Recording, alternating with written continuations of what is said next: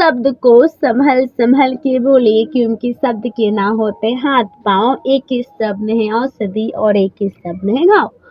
मेरे गुरुजन, शिक्षकगण एवं मेरे प्यारे मित्रों, आप सभी को मेरा सादर प्रणाम। मैं काजल शाह, मैं कोलकाता के Khanna high school for girls में 11वीं कक्षा की विद्यार्थी हूँ और आज मैं आप सभी के सामने अपनी एक छोटी सी भाषण लेके आई हूँ। मेरे भाषण का शीर्षक है दुर्गा पूजा में गरीब मोहल्लों में जाकर खुशी बताने के फायदे। जैसे कि आप जानते हैं कि भारत देश त्योहारों का मेला है।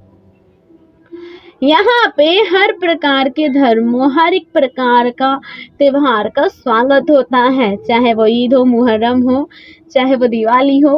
हर एक त्योहार को हम मिलजुल कर मनाते हैं।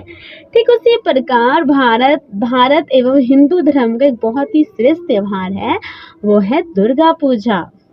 दुर्गा पूजा हम अपनी दुर्गा माँ को याद करते हैं, उनकी पूजा करते हैं, उनके आराधना में इस तरह मग्न हो जाते हैं कि ऐसा प्रतीत होता है कि दुर्गा माँ हमारे साथ हैं।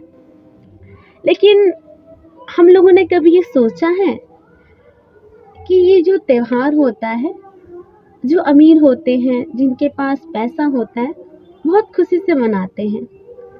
लेकिन जिनके पास वो पैसे नहीं हैं, जिन्हें घूमने की इच्छा तो बहुत है, अपने बच्चों को उनकी मनपसंद खिलौना दिलाने की तो इच्छा बहुत है, लेकिन जेब में पैसा नहीं है।